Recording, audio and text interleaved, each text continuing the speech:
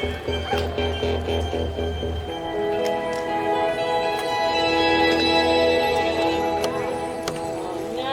fair Hippolyta, our nuptial hour draws on apace. 4 happy days bring in another moon. Oh, methinks how slow this old moon wanes. She lingers my desires. 4 days will quickly steep themselves in night. 4 nights will quickly dream away the time. And then the moon, like to a silver bow, new bent in heaven, shall behold the night of our solemnities. Go, Philostrate, stir up the Athenian youth to merriment. Awake the pert and nimble spirit of mirth. Hippolyta, I wooed thee with my sword, but I will wed thee in another key, with pomp, with triumph, and with reveling. Happy be Theseus, so renowned Duke. Thanks, good Aegeus. What's the news with thee? Full of vexation come I, with complaint against my child, my daughter Hermia. Stand forth, Demetrius. My noble lord, this man hath my consent to marry her. Stand forth, Lysander. And my most gracious Duke, this man hath bewitched the bosom of my child. Thou Lysander, thou hast given her rhymes and interchanged love tokens with my child. Thou hast, by moonlight, at her window sung with feigning voice verses of feigning love, and thou hast stolen the impression of her fantasy. With cunning hast thou filched my daughter's heart and turned her obedience, which is due to me, into stubborn harshness. And, my most gracious Duke, be it so she will not hear before your grace consent to marry with Demetrius. I beg the ancient privilege of Athens, as she is mine, I may dispose of her, which shall be either to this gentleman or to her death, according to our law, immediately provided in that case. What say you, Hermia? Be advised, fair maid. Your father should be as a god. Demetrius is a worthy gent. So is Lysander. In himself he is, but in this kind, wanting your father's voice, the other must be held the worthier. I would my father looked but with my eyes. Rather your eyes must with his judgment look. I do entreat your grace to pardon me. I know not by what power I may bold, nor how it may concern my modesty in such a presence here to plead my thoughts, but I beseech your grace that I may know the worst that may befall me in this case if I refuse to wed Demetrius. Either to die the death, or abjure forever the society of men. Therefore, fair Hermia, question your desires. Know of your youth. Examine well your blood, whether you can endure the livery of a nun if you yield not to your father's choice.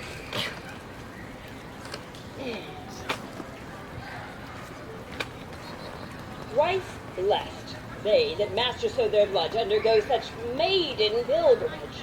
But earthlier happy is the rose distilled than that which, withering on the virgin thorn, grows, lives, and dies in single blessedness. So I will grow, so live, so die, my lord. Take time to pause, and by the next new moon, the sealing day betwixt my love and me, an everlasting bond of fellowship, upon that day, either be prepared to die for disobedience to your father's will, or to wed Demetrius as he would, or upon Diana's altar to protest for austerity in single life.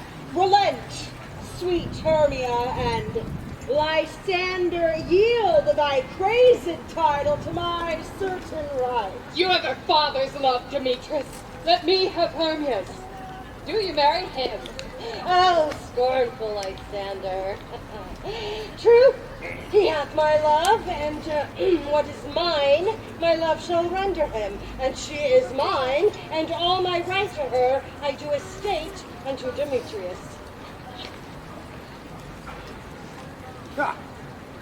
I am, my lord, as well derived as he, as well possessed. My love is more than his.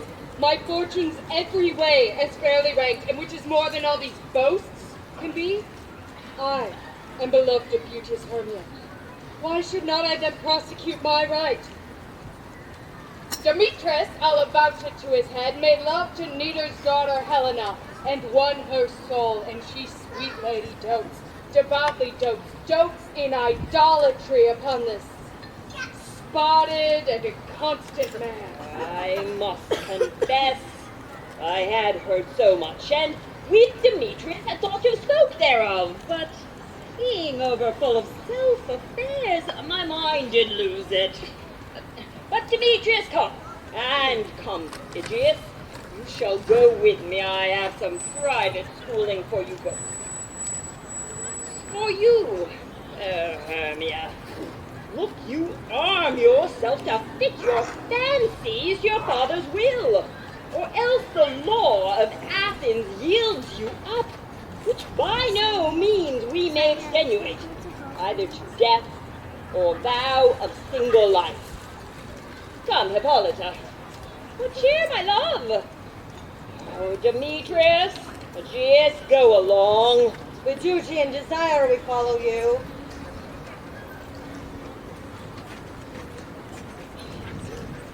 Oh, now, my love, why is your cheek so pale? How chance the roses there do fade so fast? Belike for want of rain, which I could well beteen them from the tempest of my eyes. I mean, for aught that I could ever read, could ever hear by tale or history, the course of true love never did run smooth. But either it was different in blood, or else misgraphed in respect of years. Or else it stood upon the choice of friends. Or if there were sympathy in choice, war, death, or sickness did lay siege to it, making it momentary as a sound, swift as a shadow, short as any dream, brief as the lightning in the collie night that in a spleen unfolds both heaven and earth, and ere a man has power to say, behold, the jaws of darkness do devour it up. So quick bright things come to conclusion. If then true lovers have been ever crossed, it stands as an edict in destiny. Then let us teach our trial patience, for it is a customary cross, as due to love as thoughts and dreams and sighs, wishes and tears, for fancy's followers. A good persuasion. Therefore hear me, Hermia. I have a widow aunt, a dowager of great revenue, and she hath no child. From Athens is her house remote 7 leagues, and she respects me as her only son. Fair gentle Hermia, may I marry thee, and to that place the sharp Athenian law cannot pursue us. If thou lovest me then, steal forth thy father's house tomorrow night, and in the wood, a league without the town, where I did meet thee once with Helena to do observance to a lord of May, there will I stay for thee. My good Lysander, I swear to thee, by Cupid's strongest bow, by his best arrow with the golden head, by the simplicity of Venus' doves, by that which knitteth souls and prospers loves, by all the vows that ever men have broke in number more than ever women spoke. In that same place thou hast appointed me tomorrow. Truly will I meet with thee. She promised, love. Oh, here comes Helena. Godspeed, fair Helena, whither away? Oh, you mean fair. Not fair again, unsay. Demetrius loves your fair. Oh, happy fair. Your eyes are lodestars, and your tongue sweet air more tunable than lark with shepherd deer when wheat is green, when hawthorn buds appear. Sickness is catching. Oh, were favor so yours would I catch, fair Hermia. There I go. My ear would catch your voice, my eye your eye, my tongue your tongue, sweet mellow. I, for the world not. Demetrius being baited, the rest I give to be to you translated. Teach me how you look, and with what art you sway the motion of Demetrius' heart.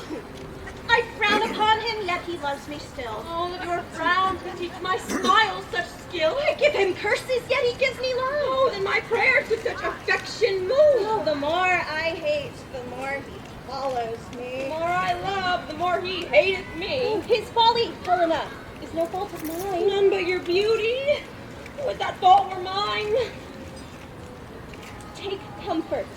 He no more shall see my face.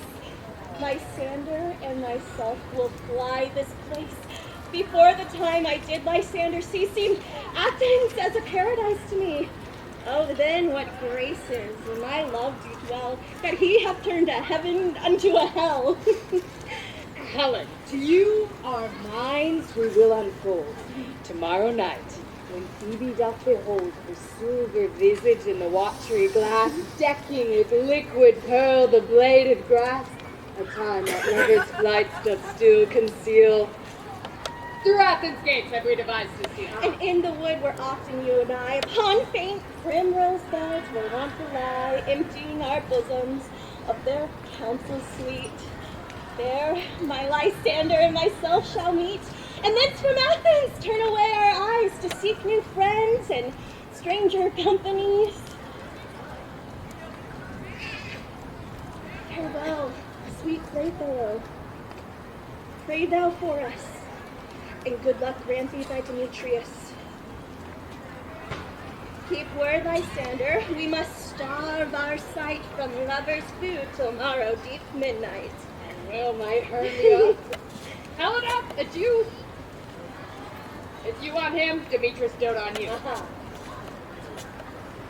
How happy some or others can be. Through Athens I am thought as fair as she. But what of that? Demetrius think not so. He would not know what all but he do know. And as he errs, doting on Hermia's eyes, so I, admiring of his qualities, thinks base and vile, holding no quantity, love can transpose to form and dignity. Love looks not with the eyes, but with the mind.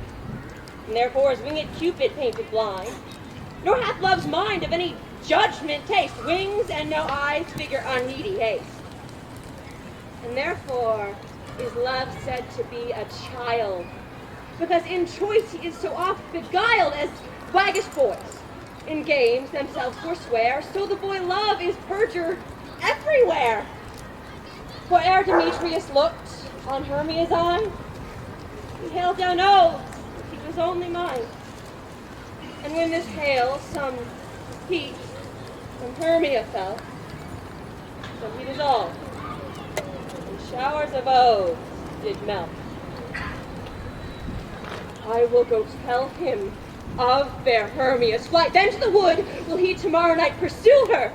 And for this intelligence, if I have thanks, it is a dear expense. But herein mean I to enrich my pain, to have his sight thither and back again.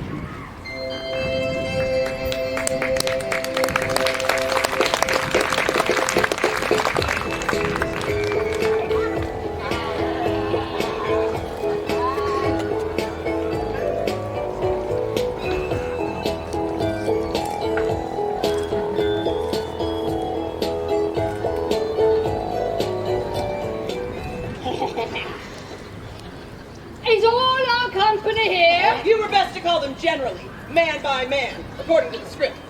Here's the scroll of every man's name, which is thought fit to all Athens to play in our interlude before the Duke and Duchess on his wedding day at night. First, good Peter Quince, say what the play treats on, then name the names of the actors, and so grow to a point.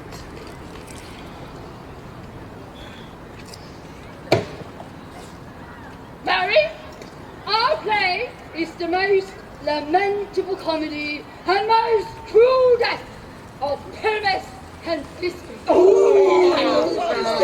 A very good piece of work, I assure you. And a merit. Now, good Peter Quince, call forth your actors by the scroll. Masters, spread yourselves.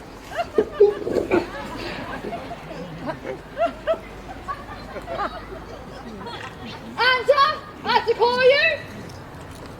Nick Bottom, the Weaver. Ready! Name what part I am for and proceed. You, Nick Bottom, are set down for... Pyramus. What is Pyramus? A lover or a tyrant? It is a lover who kills himself most gallant for love.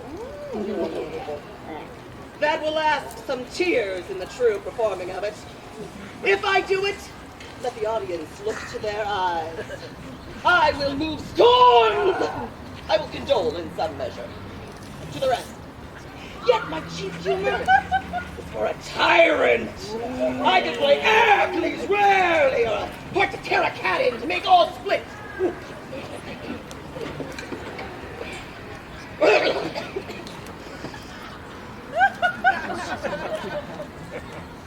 The raging rocks and shivering shocks shall break the locks of prison gates. Espina's car shall shine from far and make and mar the foolish fate.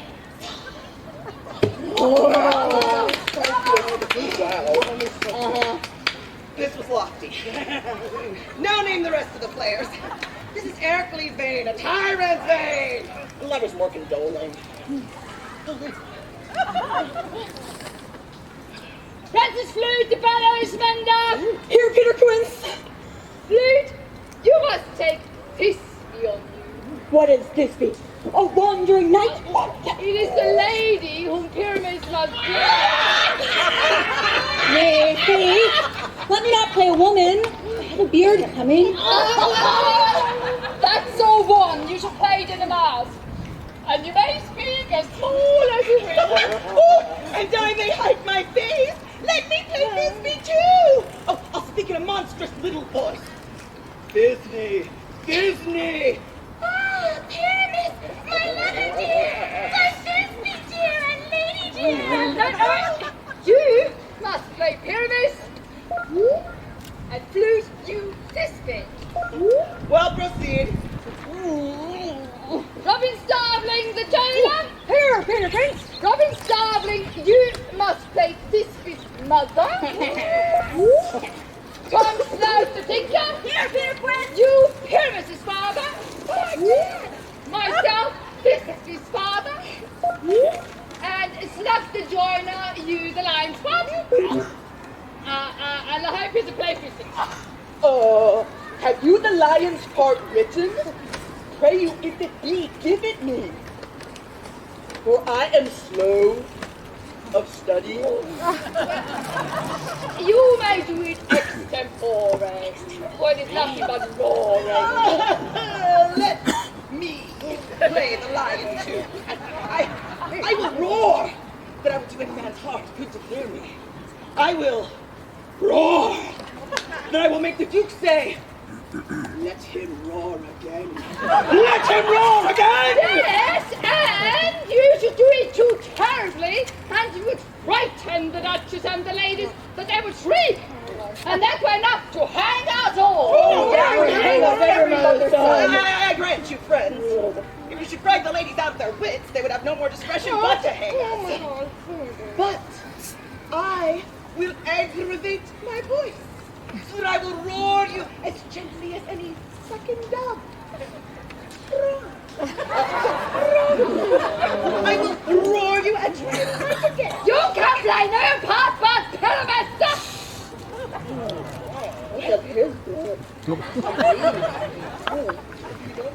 For Pyramus is a sweet-faced man.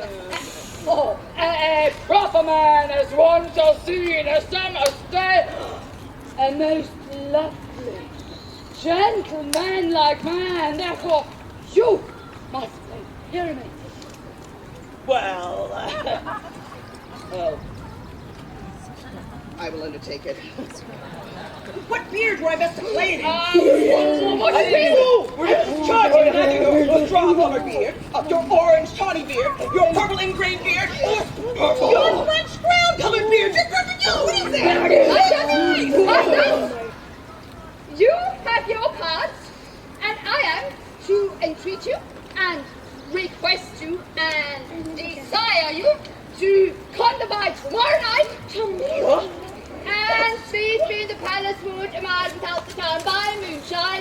There we reverse. Why for me in this city we shall be dogged by company and our devices known. In the meantime, I will draft a bill of properties such as our pay wants. I pray you, fail me not. We will meet, and there we may rehearse most obscenely and courageously. Take pains. Be perfect. Adieu.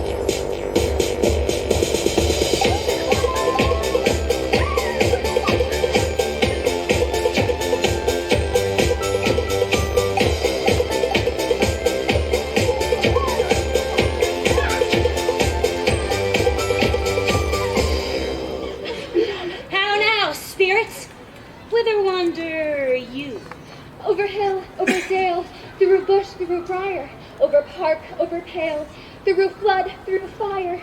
I do wander everywhere, swifter than the moon's sphere. And I serve the fairy queen to do her orbs upon the green.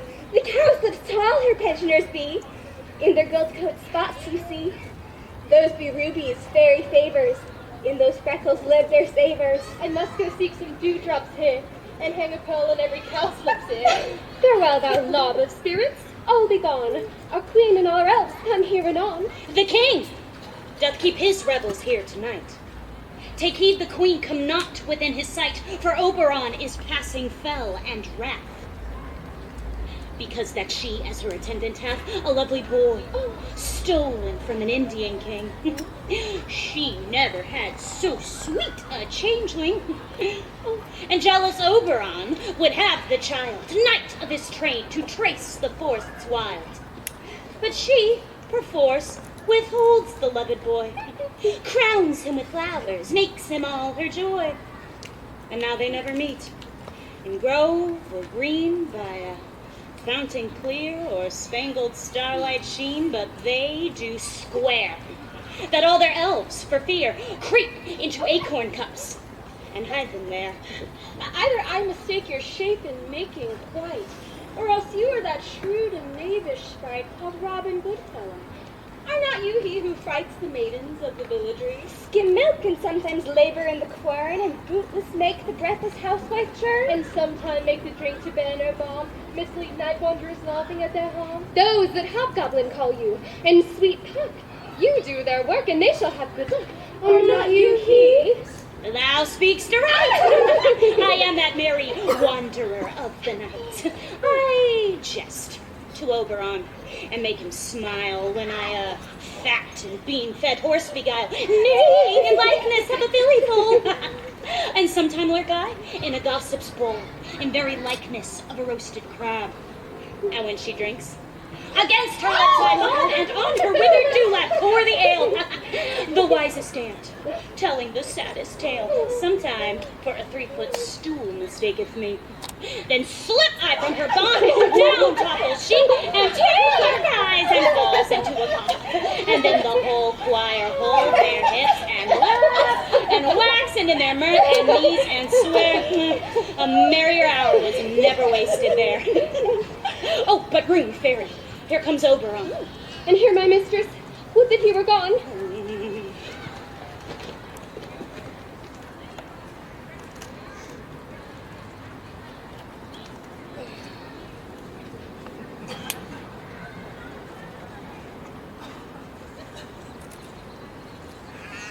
Ill met by moonlight, proud Titania. What jealous Oberon? Fairies, skip hence. I have forsworn his bed and company. Tarry, rash wanton, am I not thy lord? Then I must be thy lady. But I know when thou hast stolen away from fairyland,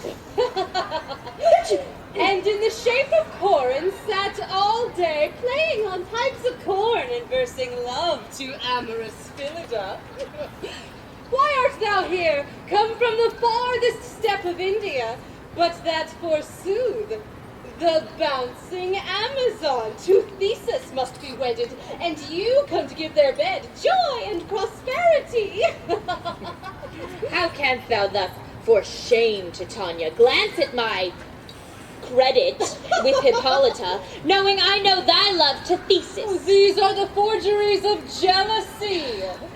And never since the midsummer spring met we on hill and dale, forest or mead, by paved fountain or by rushy brook, nor in the beached margin of the sea to dance our ringlets to the whistling winds.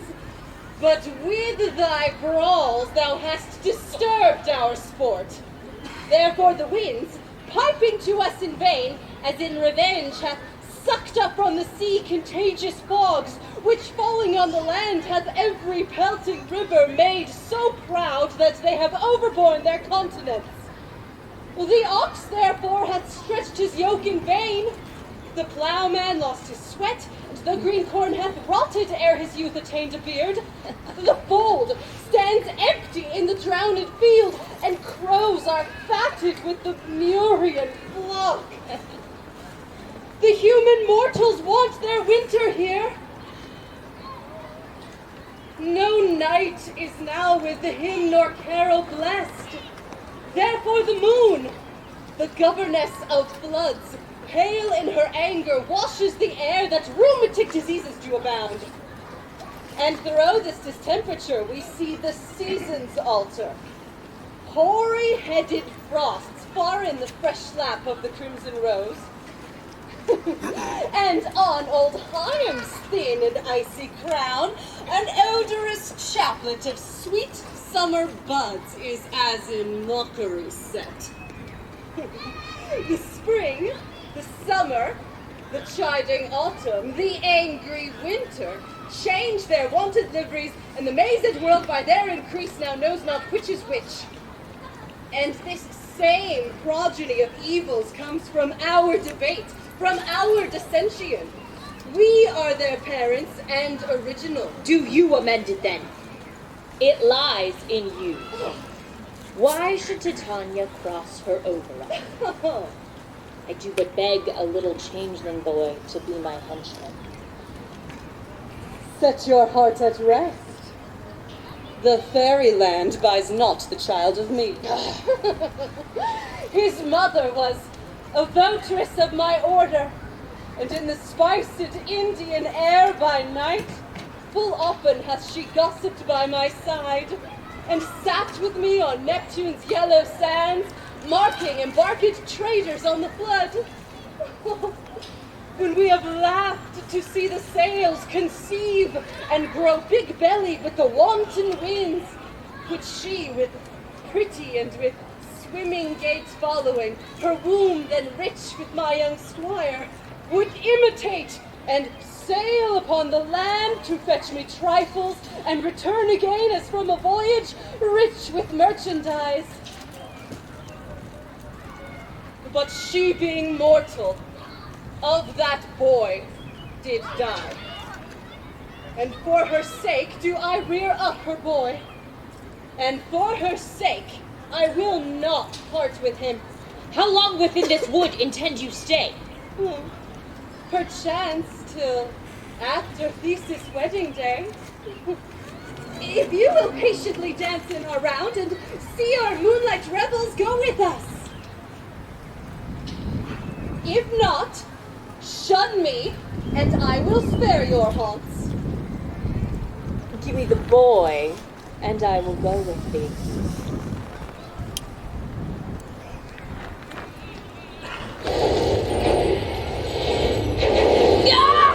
Not for thy fairy kingdom. Fairies, away. We shall chide downright if I longer stay. Well, go thy way! Thou shalt not from this grove till I torment thee for this injury. Yes! A gentle tongue. Come hither.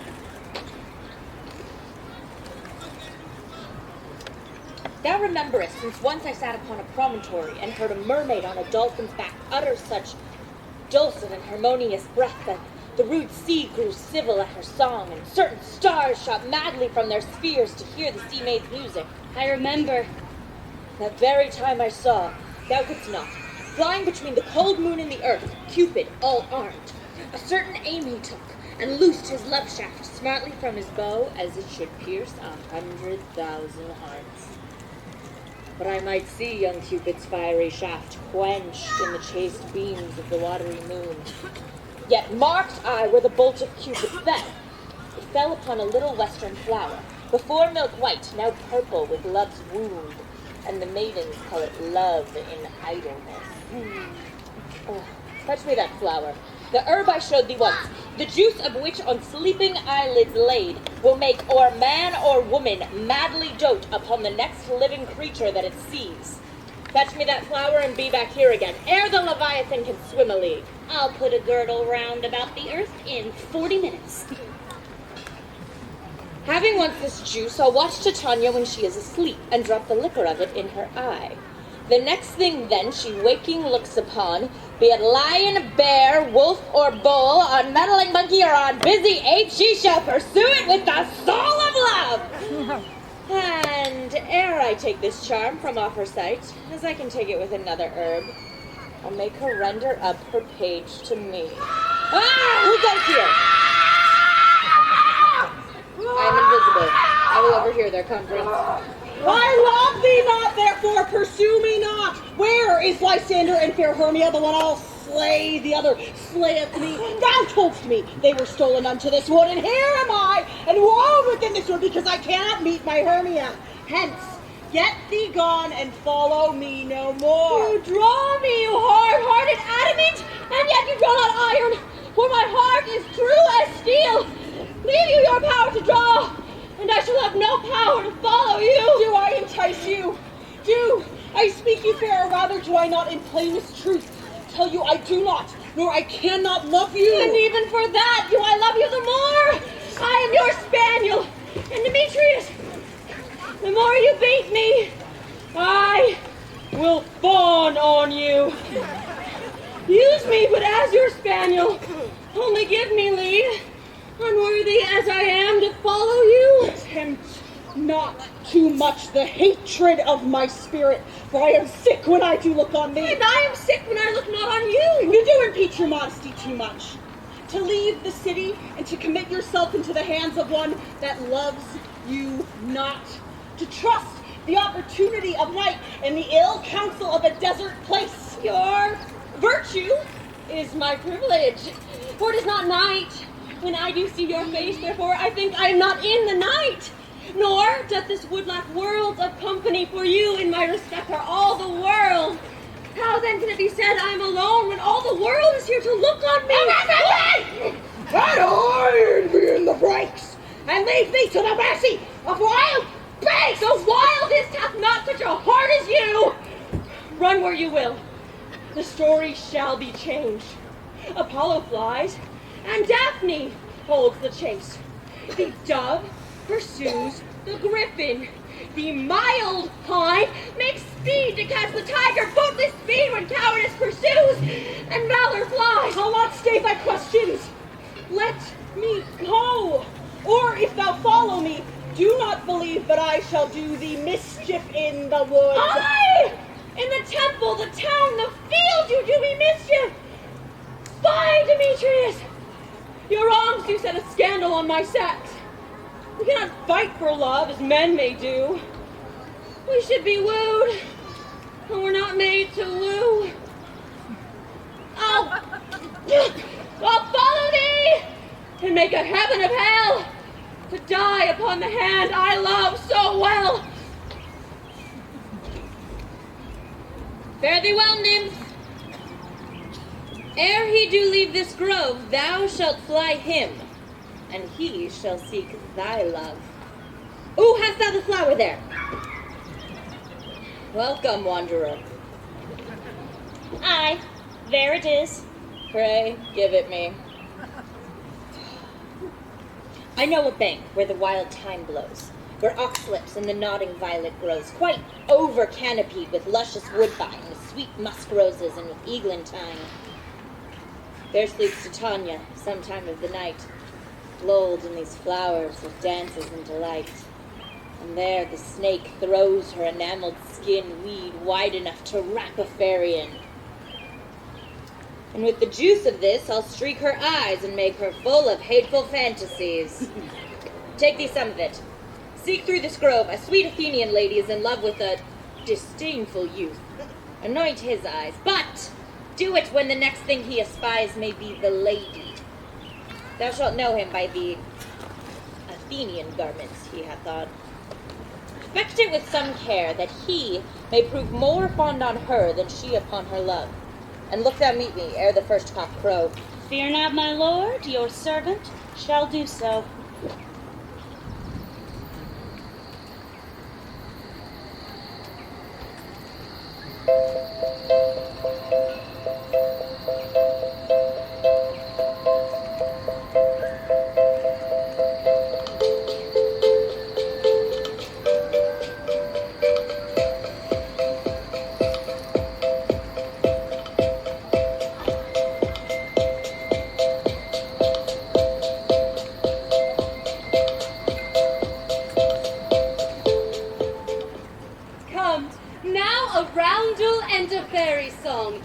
For the third part of a minute hence, some to kill cankers in the musk rose buds, some war with rare mice for their leathern wings to make my small elves coats, and some keep back the clamorous owl that nightly hoots and wonders at our quaint spirits. Sing me now asleep, then to your offices, and let me rest.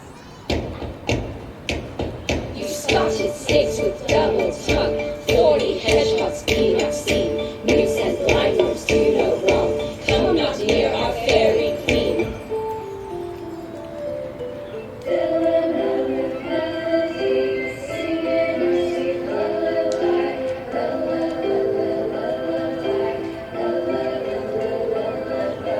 never harm, no spell, no charm.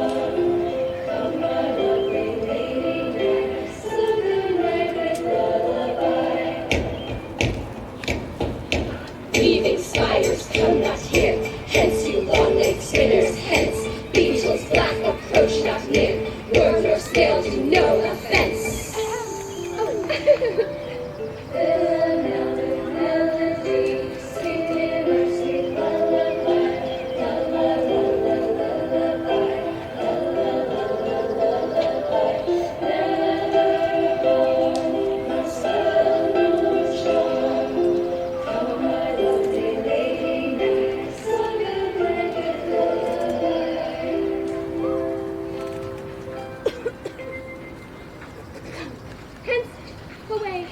Now all is well. One aloof, stand sentinel.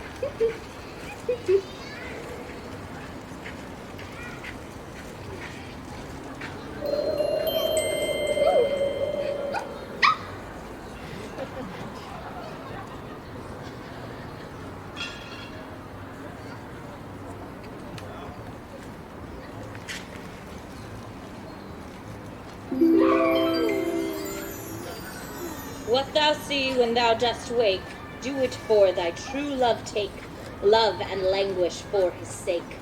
Be it corse or cat or bear, pard or boar with bristled hair.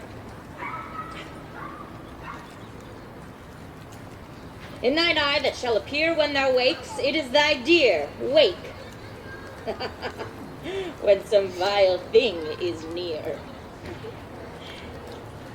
Fair love, you faint with wandering in the wood, and to speak troth, I have forgot our way. We'll rest us, Romeo, if you think it good, and tarry for the comfort of the day. Be it so, Lysander, find you out of bed, for I upon this bank will rest my head.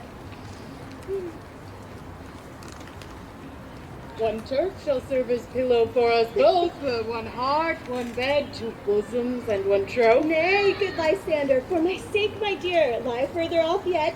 Do not lie so near. Oh, take the sense, sweet, of my innocence. Love takes meaning in love's conference. I mean, that my heart unto yours is knit, so that but one heart can we make of it. Two bosoms interchained with an oath, so then two bosoms and a single troth. And by your side, no better of me deny. Mine, so, Romeo? I do not lie. Lysander riddles very prettily. Now much beshrew my manners and my pride, if Hermia meant to say Lysander lied.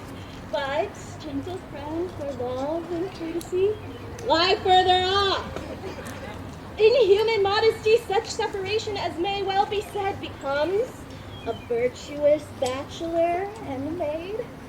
So, far be distant, and good night, sweet friend.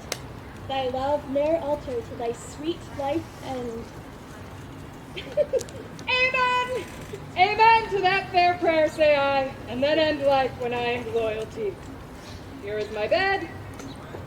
Please give thee all this rest. With half that wish, the wisher's eyes be pressed.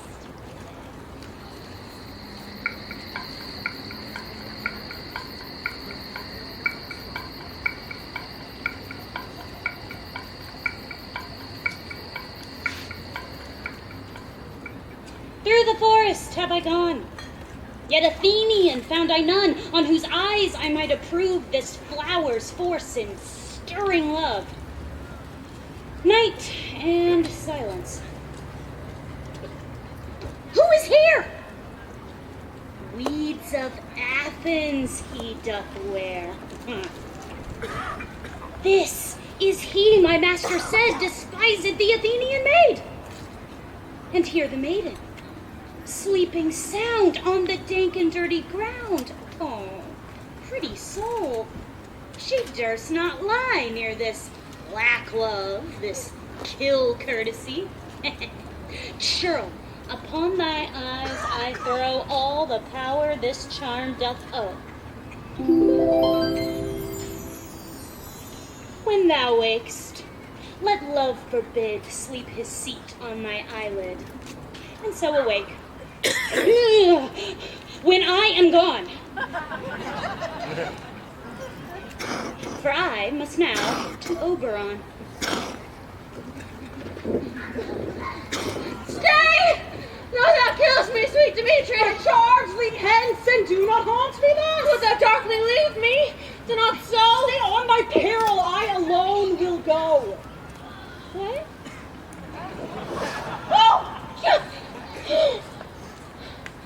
I am out of breath in this fond chase.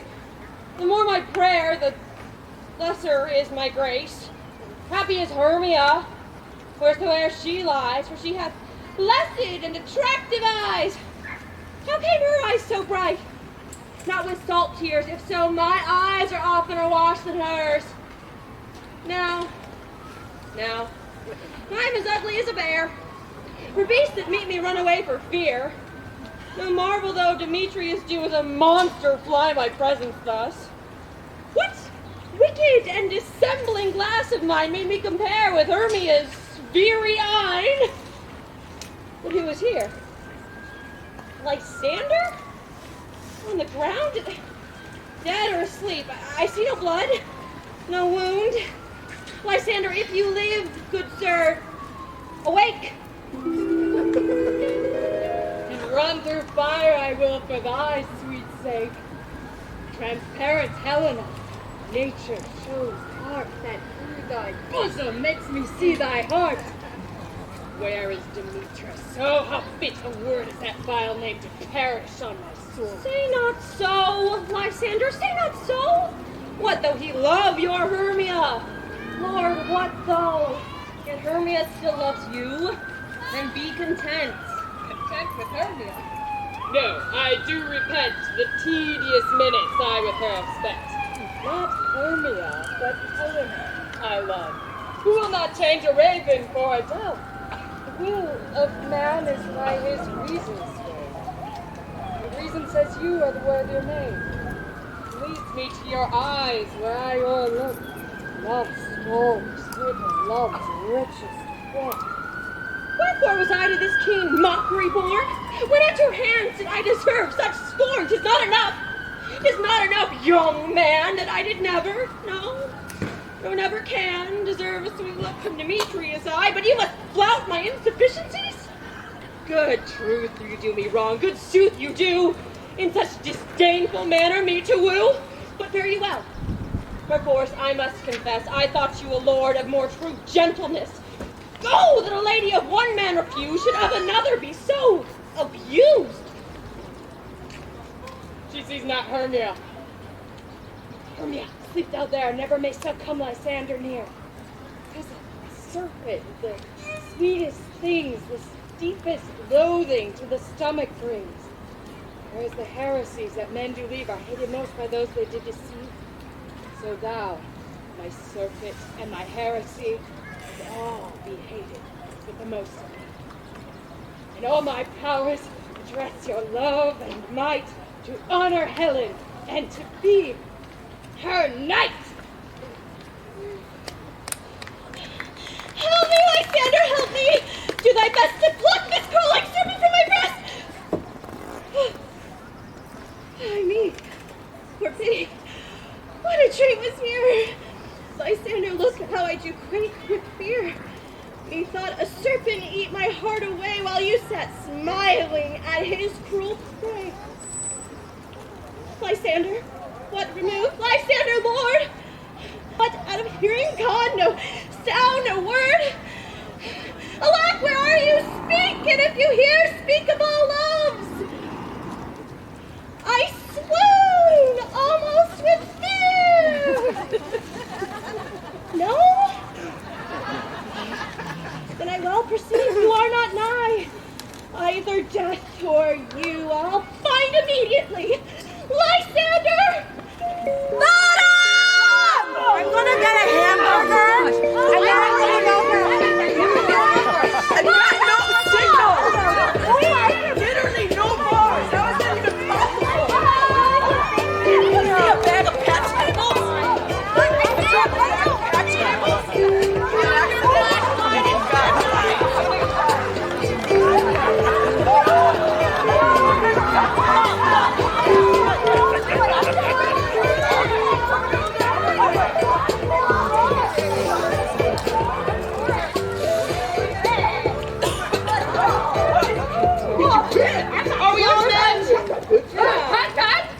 Here's a marvelous convenient place for rehearsal. This green spot shall be our stage. This Hawthorne break our tiring house. And we'll do it in action as we'll do before the Duke. Peter Quince, What says thou, Puddlepotty? there are things in this comedy of Pyramus and Thisbe that will never please. First, Pyramus must draw a sword to kill himself, which the ladies cannot abide. How answer you that? Bar like in a parlous fear. Oh my God! I believe we should do the killing out when all Oh, is said and done. no, not a whit. I have a device to make all well. Write me a prologue, and let the prologue seem to say, we'll do no harm with our swords, and that Pyramus is not killed indeed. Ooh, and for more better assurance, tell them that I, Pyramus, am not Pyramus, but Bottom the Weaver! This will put them out of fear. Well, we will have such a prologue. And it shall be written in 8 and 6. Ooh, no, let it be 2 more. Let it be written in 8. Oh, will not the ladies be afeard of the lion? Oh my God, I feared, I promise you. Masters, you ought to consider with yourselves to bring in, God shield us, a lion among ladies is the most dreadful thing. For there's not a more fearful wild fowl than your lion living. You have to look to it. Therefore, another prologue must tell he is not a lion. Nay, you must name his name. Ooh, and have his face must be seen through the lion's neck. Ooh, and he himself must speak through, saying thus or to the same defect. Ladies, or fair ladies, I would wish you, or I would request you, or I would entreat you not to fear, not to tremble, my life for yours. If you think I come hither as a lion, it were pity on my life. No, I am no such thing. I am a man, as other men are. And there indeed let him name his name, and tell them plainly he is Snug the Joiner. Well, it shall be so. But there is 2 hard things. 2 hard things. That is to bring the moonshine into the chamber. For you know, Pyramus and Thisbe need for moonshine. Oh. Does the moon shine the night we play our play? Look, a calendar! A calendar! Look at the almanac. Find out moonshine. Find out moonshine. Yeah, does shine that night. Why, then we leave a casement of the great chamber window where we play open, and the moon may shine in at the casement. Aye?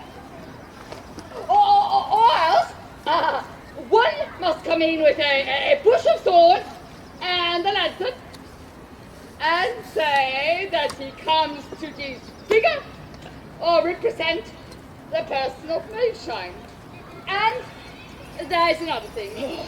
We must have a wall in the great chamber, for Pyramus and Thisbe says the story did speak through a chink of the wall. Oh, you can never bring in a wall.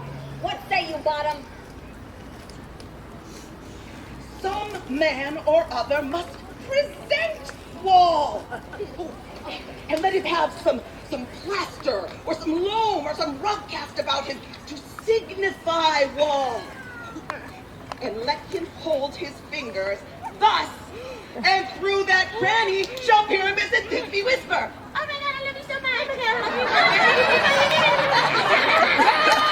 If that may be, then all is well. Come, sit down, every man stand and rehearse your part. Pyramus, you begin. Once you have spoken your speech, and turn to that break, and so everyone according to his cue. What hempen homespuns have we swaggering here, so near the cradle of the fairy queen? What? A play toward? I'll be an auditor. An actor too, perhaps, if I see cause. Speak, Pyramus! This B stand for?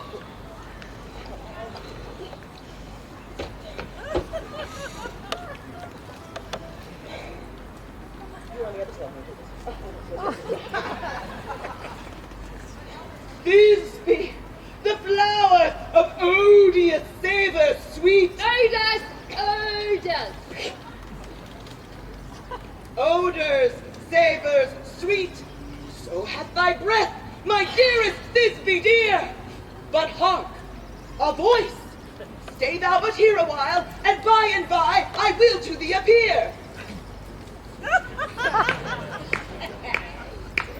A stranger Pyramus than e'er played here. Must I speak now? Ah, Mary, you must. For you must understand, he leaves but to see a noise, and is to come again. Most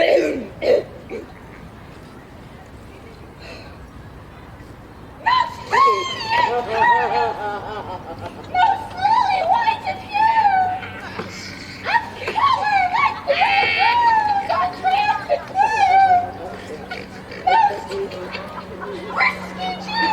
it! And we most likely do! As true as course, that nothing would never be tired! I'll make thee Pyramus as never tired! As two-man, and you must not speak. Yes, good. You answer to Pyramus. Why speak all your part at once? Cues I know. Pyramus, answer your cue is past. It is never tired. As true as course, that yet would never tire! If I were fair, Thisbe, I were only thine!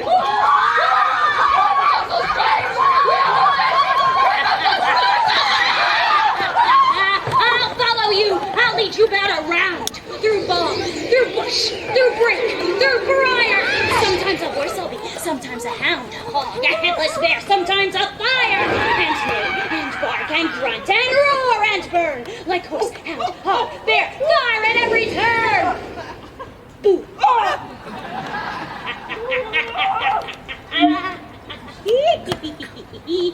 Why do they run away? This is a knavery event to make me afeard. Ah! Oh, bottom! Now we're changing! What do I see on thee? Oh, what do you see? You see an ass head of your own, do you?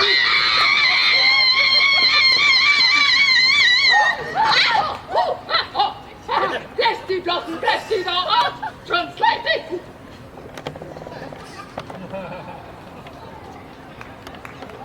I see their knavery. This is to make an ass of me. To fright me if they could. Well, I will not stir from this place. Do what they can. I will walk up and down here.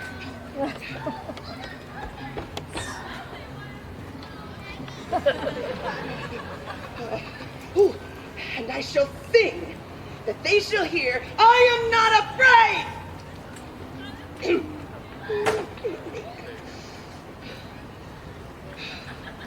The oozled cock so black of hue, with orange tawny bill, the throstle with his note so true, the wren with little quill. What angel wakes me from my flowery bed? The finch, the sparrow, and the lark, the plain-song cuckoo gray,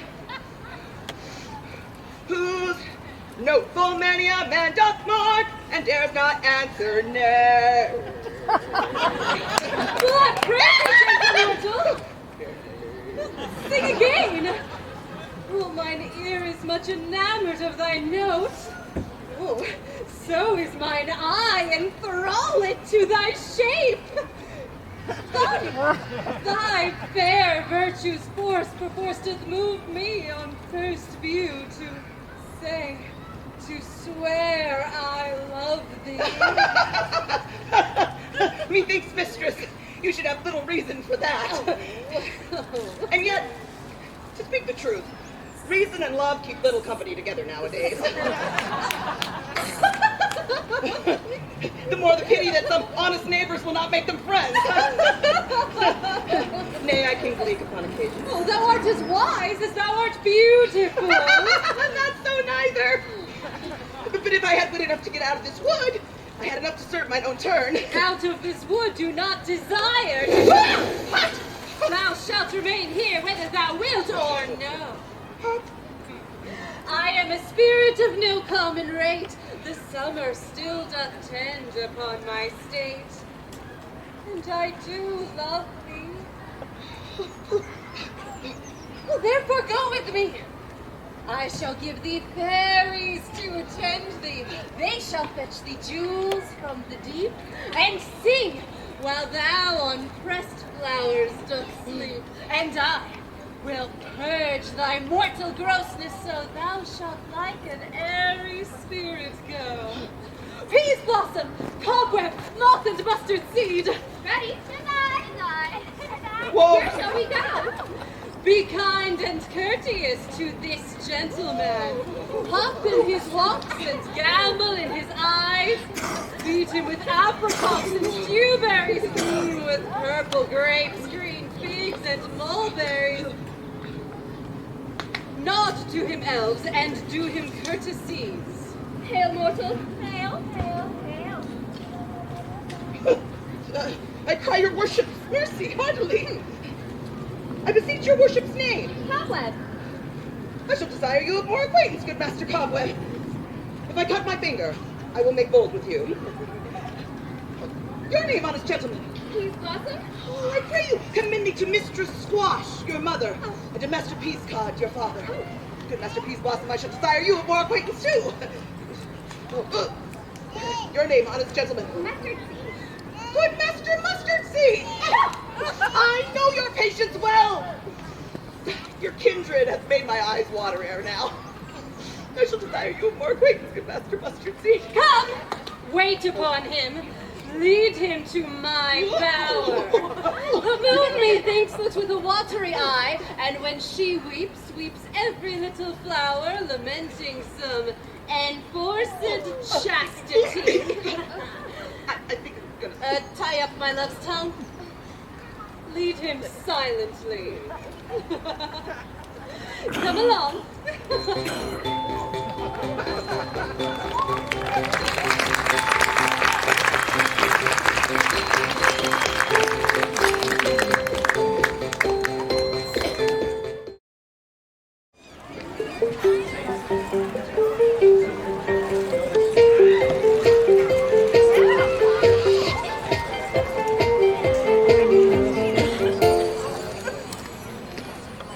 I wonder if Titania be awake.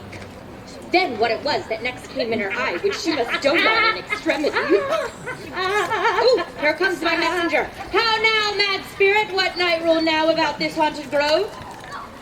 My mistress with a monster is in love.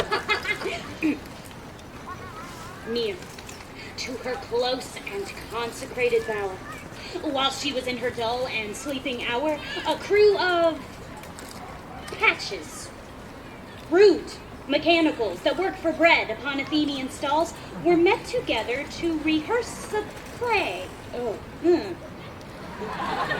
Intended for great thesis nuptial day, the shallowest thick skin of that barren sort, whom Pyramus presented in their sport, forsook his scene and entered in break. I did him at this advantage take an ass's knoll I fixed on his head. Ooh, and knowing his fears be must be answered. And forth my mimic comes when they him spy. As wild geese that the creeping fowler eye, or russet-pated chuffs, many in sort, rising and cawing at the gun's report, sever themselves and madly sweep the sky. So at his sight, away his fellows fly, and at our stamp, here o'er and o'er one falls, and murder cries, and help from Athens calls. I led them on in this distracted fear, and left sweet Pyramus translated there. When in that moment, so it came to pass, Titania waked, and straightway loved an ass. This falls out better than I could have devised. Ooh, but hast thou yet latched the young Athenian's eyes with the love juice, as I did bid thee do? Yeah, I took him sleeping. That is finished too. And the maiden by his side, that when he wake, of force, she must be eyed. Ooh, stand aside, this is the same Athenian. This is the woman, but not this the man. Oh, why rebuke you him that loves you so? Lay breath so bitter on your bitter foe. Now I but chide, but I could use thee worse, for thou, I fear, hast given me cause to curse. If thou hast slain Lysander in his sleep, being o'ershoes and blood, plunge in the deep and kill me too. The sun was not so true unto the day as he to me. Could he have stolen away? It cannot be, but thou hast murdered him. So should a murderer look so dead, so grim. So should the murdered look, and so should I, pierced through the heart by your stern cruelty. Yet you, the murderer, look as bright, as clear as yonder Venus in her glimmering sphere. What's this to my Lysander? Where is he? Ah, good Demetrius, wilt thou give him me? I had rather give his carcass to my house. Out, dog! Out, cur! Thou drivest me past the bounds of maiden's patience.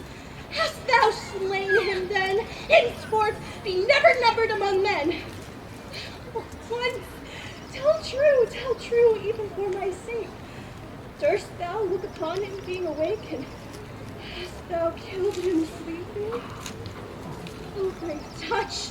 Could not a worm, an adder, do so much? You spend your passion on a misprized mood. I am not guilty of Lysander's blood, nor is he dead for aught that I can tell. I pray thee, tell me then that he is well. And if I could, what should I get therefore? A privilege never to see me more! From thy hated presence, part I so! See me no more, whether he be dead or no!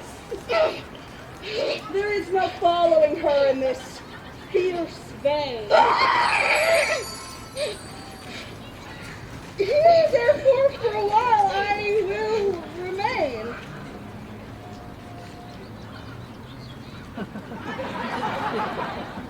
What hast thou done? Thou hast mistaken quite, and laid the love juice on some true love's sight. Of thy misprison must perforce ensue some true love turned, and not a false turned true. Then fate o'errules. That one man holding troth, a million fail, confounding oath on oath. Throughout the wood goes swifter than the wind, and Helena of Athens look thou find. All fancy sick she is, pale of cheer, sighs of love that cost the fresh blood dear. By some illusion, bring her here. Charm his eyes against she do appear. I go. Look how I go! Swifter than an arrow from Tartar's bow.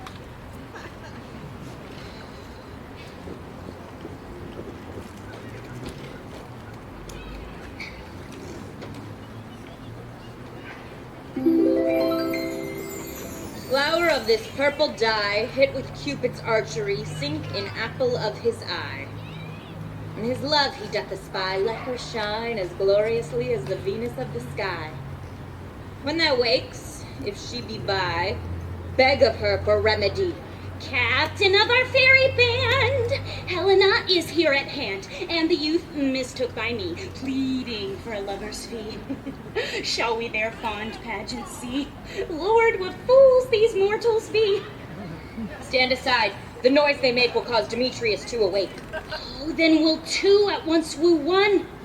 Well, that must needs be sport alone. And those things do best please me that befall preposterously. Why should you think that I should woo and scorn? Scorn and derision never come in tears. Look, when I vow, I weep, and vows so born in their nativity all truth appears. How can these things in me seem scorn to you, bearing the badge of faith to prove them true? We do advance your cunning more and more.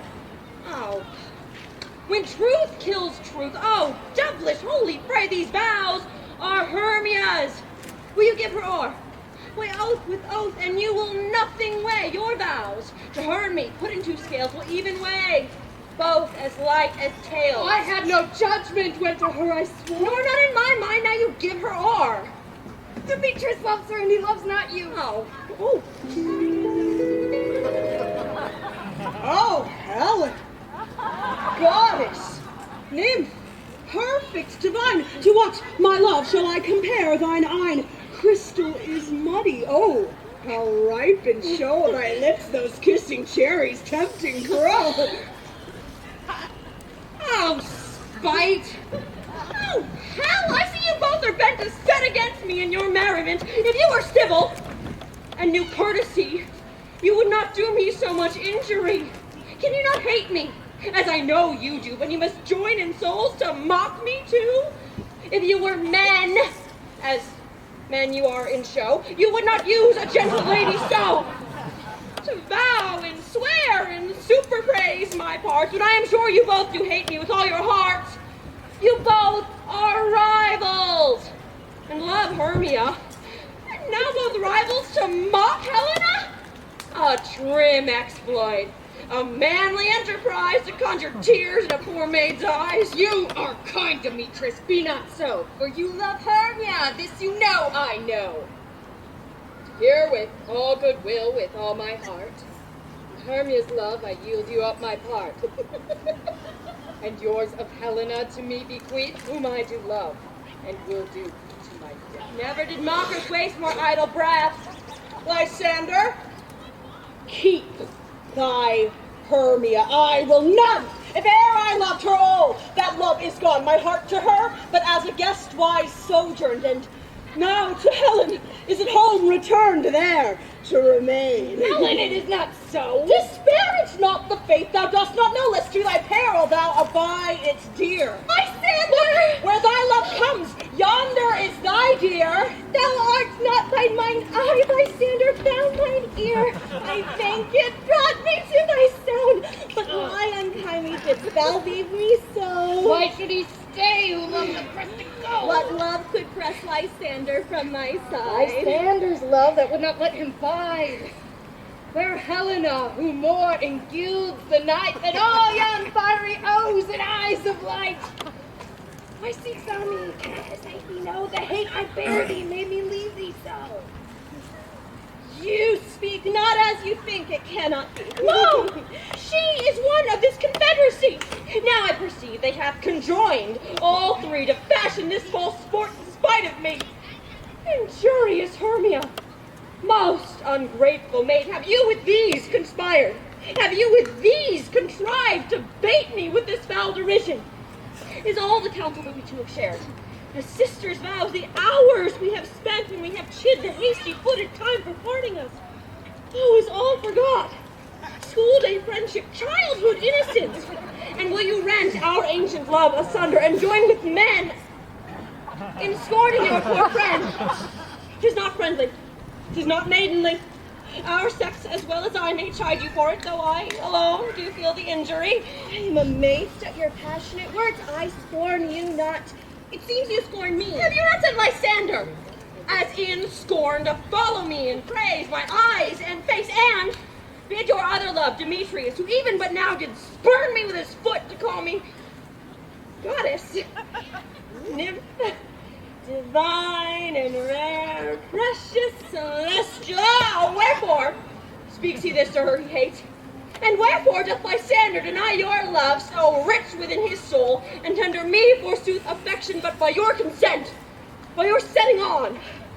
What though I be not so in grace as you, so fortunate, so hung upon with love, but miserable most, to love unloved? This you should pity rather than despise. I understand not what you mean by this. I do persever. Counterfeit sad looks, make mouths on each other when I turn my back, wink at each other. Hold the sweet jest up. If you had any pity, grace, or manners, you would not make me such an argument.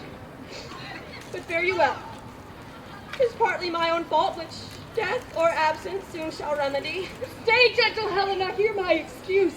My love, my life, my soul, fair Helena. Oh, excellent! Do not scorn her so. If she cannot entreat, I can compel. Thou canst compel no more than she entreat. Thy threats have no more strength than her weak prayers.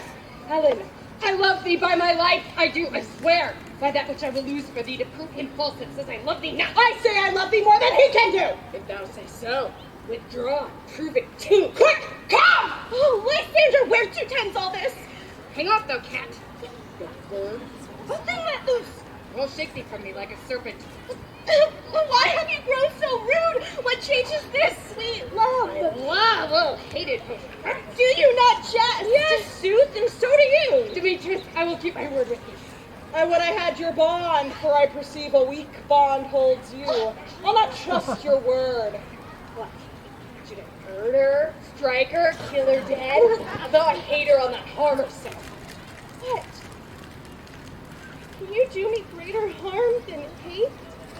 Hate me? Wherefore? Oh me, what news, my love? Am not I, Hermia, or not you, Lysander? I'm as fair now as I was erewhile. Since night you loved me, yet since night you left me, right then you left me. Oh, the gods forbid. In earnest shall I say? I, by my life, and never did desire to see thee more. Therefore, be out of hope, or question of doubt, be certain nothing truer, 'tis no jest, that I do hate thee and love Helena. Oh, me. You juggler! You canker blossom! You thief of love! What? Have you come by night and stolen my love's heart from him? Mine and faith! Ow! Have you no modesty? No maiden shame, no touch of bashfulness? What, will you tear impatient answers from my gentle tongue? Fie! Fie, you counterfeit! You puppet, you! Puppet? Why, so I! That way goes the game! Now I perceive she hath made compare between our statures. She hath urged her height, and with her personage, her tall personage, her height forsooth, she hath prevailed with him. And what, have you grown so high in his esteem because I am so dwarfish and so low? How low am I, thou painted maple? Speak. How low am I? I am not yet so low, but that my nails can reach unto thine arms. Gentlemen, don't you mock me? Let her not hurt me. I was never cursed. I have no gift at all in shrewishness. I am a right maid for my cowardice. Let her not strike me. You may think because she is something lower than myself that I can match her. Lower her to death! Do not be so bitter with me. I ever more did love you, Romeo. Ever kept your counsel, never wronged you. Say, but for love unto Demetrius, I told him of yourself unto this wood. He followed you. For love, I followed him, but he hath chid me since and threatened me to spurn me, strike me, nay, to kill me too. And now, so you will let me go. To Athens will I bear my folly back and follow you no further. Let me go. You see how simple and how fond I am. Why get you gone? Who is that hinders you? Foolish heart, which here I leave behind. What, with Lysander? Demetrius. Be not afraid, she shall not harm thee, Helena. No, sir, she shall not, though you take her part. She's angry, she's keen and shrewd. She was a vixen when she went to school. And though she be but little, She is fierce. little again, nothing but low and little. Why will you suffer her to flout me thus? Let me come to her. Be gone, you dwarf! The minimus of hindering knotgrass maiden, be acorn. You are too officious in her behalf that scorns your services. Let her alone. Speak not of Helena, take not her part. For if thou dost intend never so little show of love to her, thou shalt abide it. Now she holds me not, now follow if thou darest. To try who's right of thine or mine is most in Helen. Follow, nay, I'll go with thee, cheek by Joel. You, mistress, all this coil is long of you. Nay, go not back. I will not trust you, I. No longer stay in your cursed company. Your hands than mine may be quicker for a fray. My legs are longer, though. To run away. I am amazed and know not what to say.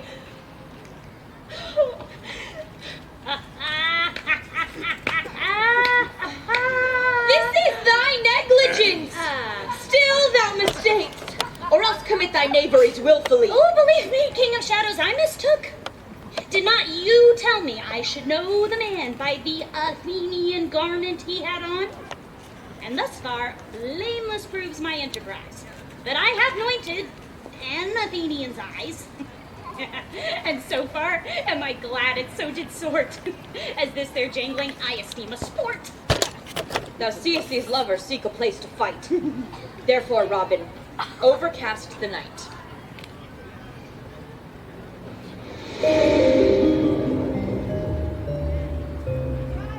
Starry welkin cover thou anon with drooping fog as black as Acheron, and lead these testy rivals so astray that one come not within another's way, till o'er their brows doth counterfeiting sleep, with leaden legs and baddy wings doth creep.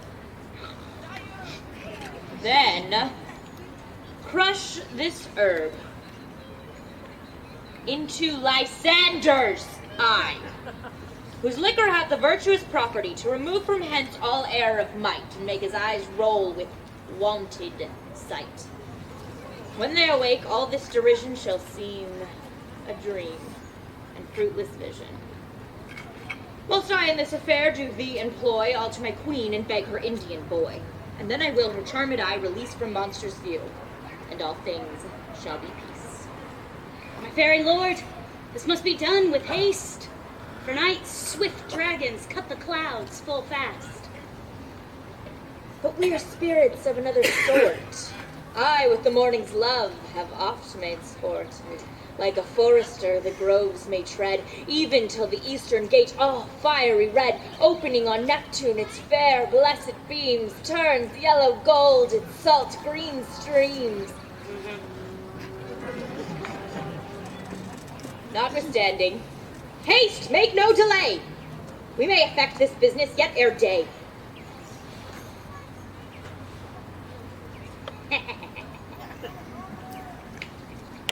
Up and down, up and down, I will lead them up and down. I am feared and feel in town, goblin lead them up and down. Oh, here comes one. Where thou proud Demetrius? Speak thou now! Here, villain, drawn and ready, where art thou? I will be with thee straight. Follow me then to plainer ground. Lysander! Speak again, thou runaway! Thou coward, art thou fled? What, in some bush? Where dost thou hide thy head? Thou braggart, art thou bragging to the stars, telling the bushes that thou look'st for wars, and wilt not come? Yea, art thou there? Follow my voice, we'll try no manhood here. He goes before me and still stares me on. When I come where he calls and he is gone. The villain is much lighter heeled than I followed fast, but faster he did fly. I've fallen to my dark, uneven way. And here will rest me. Come thou, gentle day, where but once thou show me thy grey light. I'll find Demetrius and revenge this Ho, ho, ho, coward, why comest thou not? Abide me if thou darest, for well I wot thou runn'st before me, shifting every place, and darest not stand, nor look me in the face. Where art thou now? Come hither, I am here. Nay, then thou mock'st me. Thou shalt buy the steer if ever I thy face by daylight see. Now go thy way. Faintness constraineth me to measure out my length on this cold bed. Thy day's approach, look to be visited. Oh, weary night, oh, long and tedious night, abate thy hour! Shine comforts from the east, that I may to Athens by daylight, from these that my poor company detest. And sleep, which sometimes shuts up sorrow's eye, steal me a while from my own company. Yet but 3. Come one more. 2 of both kinds makes a 4. Here she comes, cursed and sad. Oh, Cupid is a knavish lad, thus to make poor females mad. Never so weary, never so in woe, dabbled with dew and torn with briars. I can no further go, no further go. My legs can keep no pace with my desires. Here will I rest me till the break of day. Heaven shield bystander if there mean a fray. On the ground, sleep sound. I'll apply to your eye, gentle lover, remedy.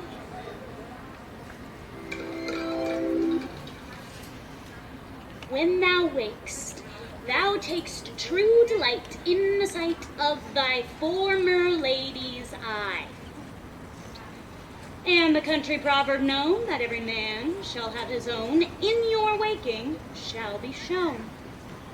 Jack shall have Jill, naught shall go ill. The man shall have his mare again, and all will be well.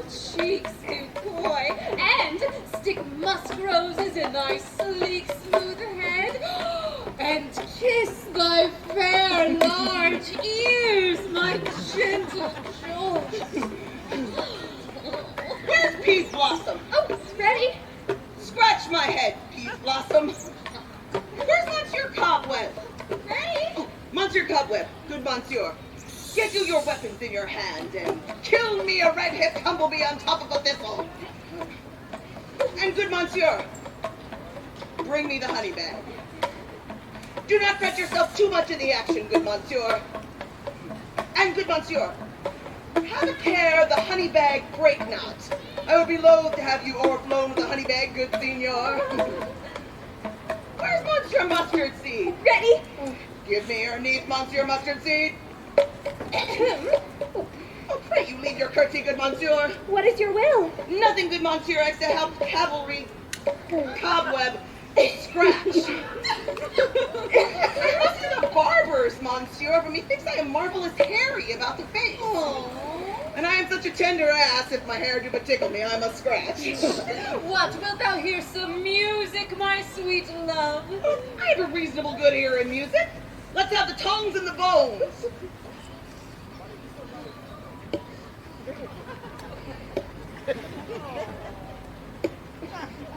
Or, say, sweet love, what thou desirest to eat.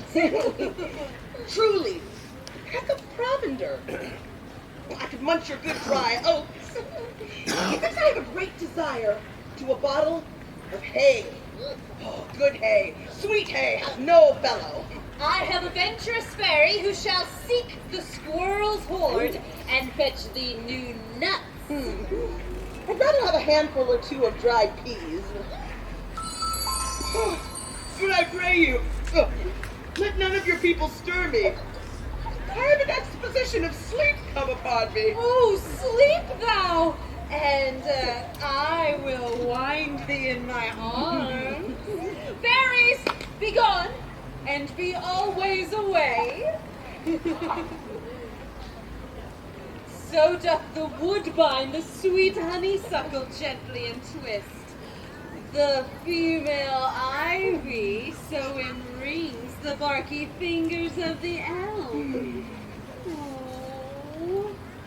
Oh, love thee. Oh, how I dote on thee.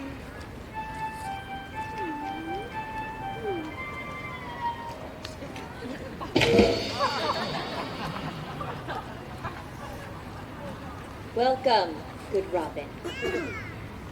Seest thou this sweet sight? Her dotage now I do begin to pity.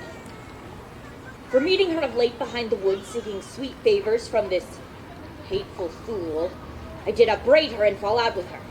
And she in mild terms begged my patience.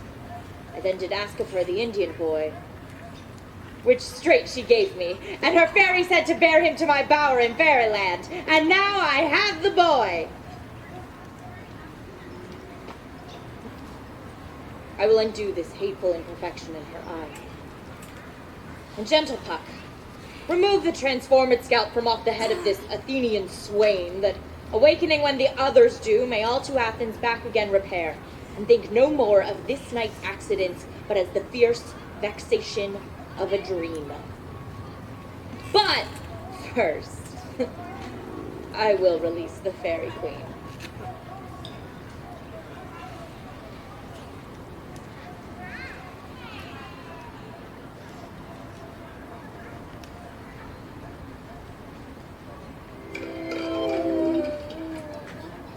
Be as thou was wont to be, see as thou was wont to see. Dian's bud or Cupid's flower hath such force and blessed power. Now, my Titania, wake you, my sweet queen. My Oberon! Oh, what visions have I seen? Methought I was enamored of an ass. Oh, there lies your love. How came these things to pass? Oh, how mine eyes do loathe his visage now! Oh, silence a while. Robin, take off his head. Come, my queen, music hall, and strike more dead than common sleep of all these 5. Besides. Music hall! Music such as charm and sleep! Now when thou wakest, with thine own fool's eyes peep. Come, my queen, take hands with me, and rock the ground whereon these sleepers be. Fairy king, attend and mark. I do hear the morning lark. Come, my lord, and in our flight, tell me how it came this night that I, sleeping here, was found with these mortals on the ground.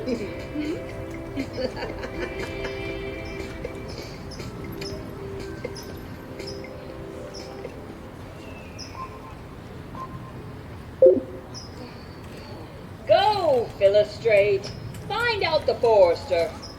For now our observations are performed. We will fare queen up to the mountain's top and mark the musical confusion of hounds and echoing conjunction. I was with Hercules and Cadmus once, with hounds of Sparta. Never did I hear such gallant chiding, for besides the groves, the skies, the fountains, every region near seemed all one mutual cry. I never heard so musical a discord, such sweet thunder.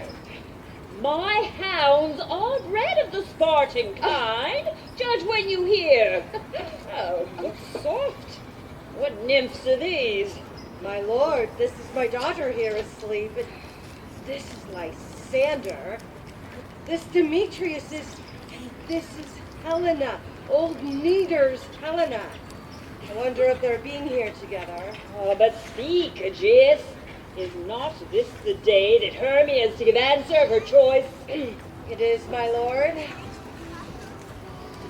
Good morrow, fellows! St. Valentine's is past. Begin these wood birds but to couple here?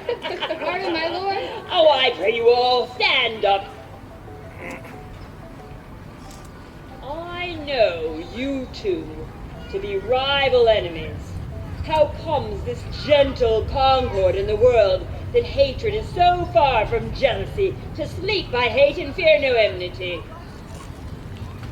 My lord, I shall reply amazedly, half sleep, half waking, but as yet I swear I cannot truly say how I came here. as I think, for truly would I speak, now I do think me so it is. Him with Hermia hither. Our intent was to be gone from Athens, where we might, without the peril of Enough, my lord, you have enough. I beg the law upon his head. Why, they would have stolen away from us, Demetrius they would, and thereby to have defeated both you and me. My lord! Fair Helen told me of their stealth, of this their purpose hither to this wood, and I in fury hither followed them, fair Helena in fancy following me, but my good lord, I wot not by what power, but by some power it is, my love for Hermia melted as the snow. It seems to me now as the remembrance of some idol god, which in my childhood I did dote upon, and all the faith, the virtue of my heart, the object and the pleasure of mine eye is only Helena.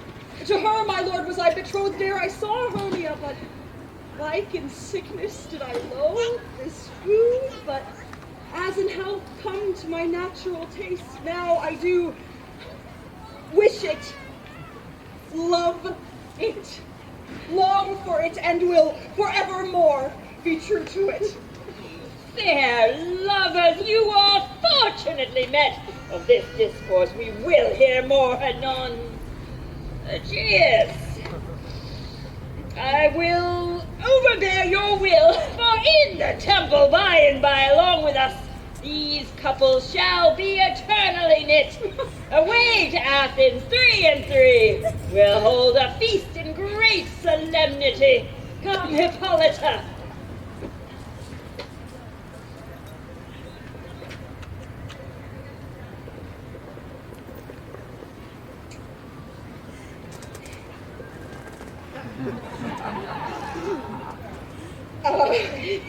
These things seem small and undistinguishable. Methinks I see these things with parted eyes when everything seems double. So methinks.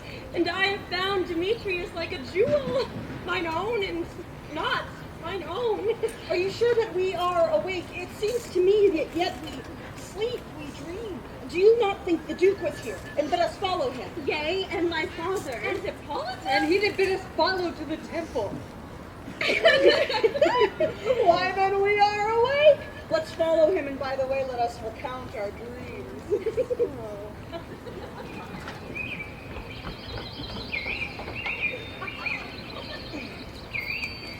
When my cue comes, call me and I will answer.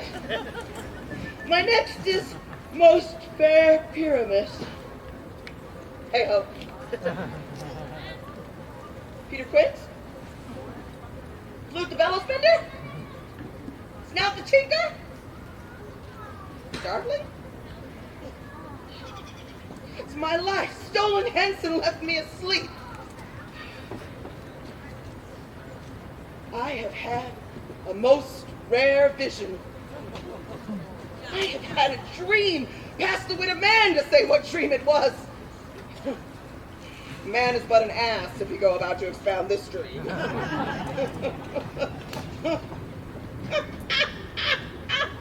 Methought I was. There's no man can tell what.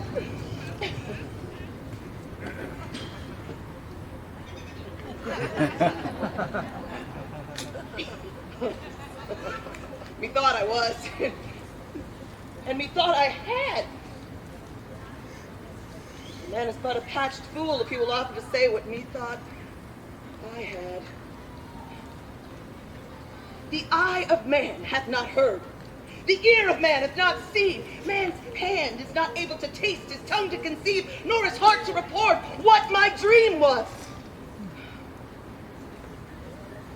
I will get Peter Quince to write a ballad of this dream, and it shall be called Bottom's Dream.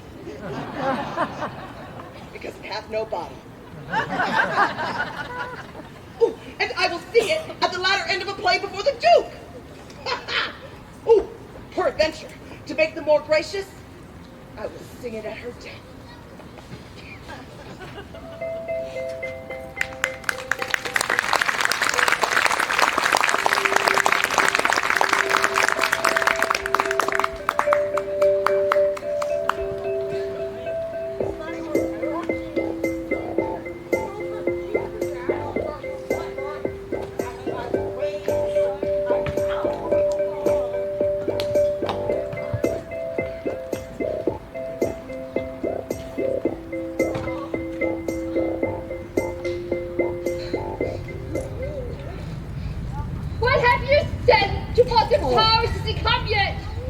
He cannot be heard of.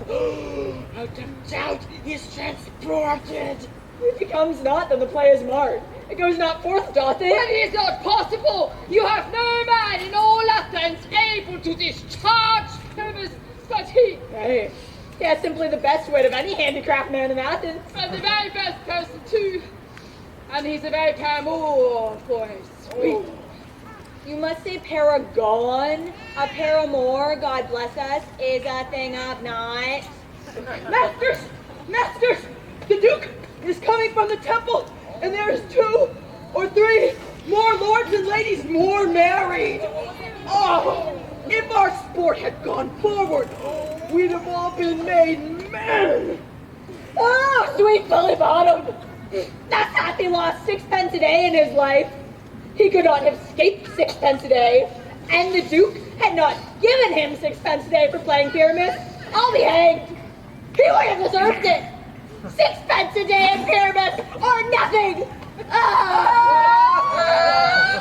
are these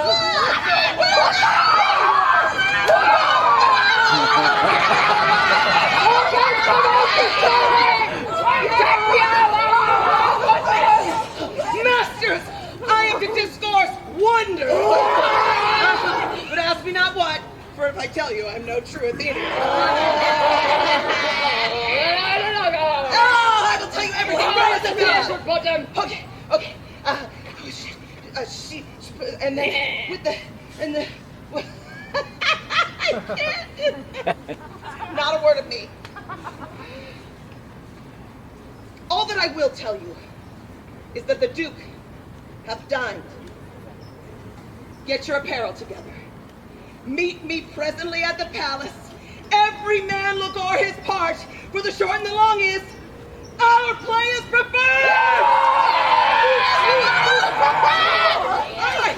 In any case, let this be have clean linen, and let not him that plays the lion pare his nails, for they shall hang out for the lion's claws. And most dear actors, eat no onions nor garlic, for we are to utter sweet breath. And I have no doubt but to hear them say, it is a sweet comedy. No more words.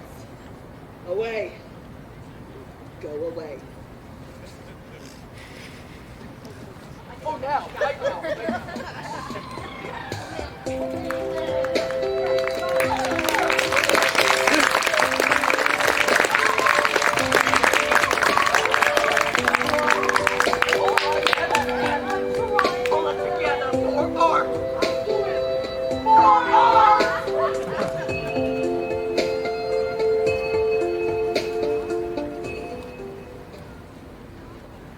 Strange my thesis that these lovers speak of. More strange than true.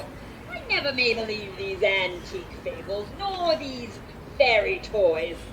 Lovers and madmen have such seething brains, such shaping fantasies that apprehend more than cool reason ever comprehends.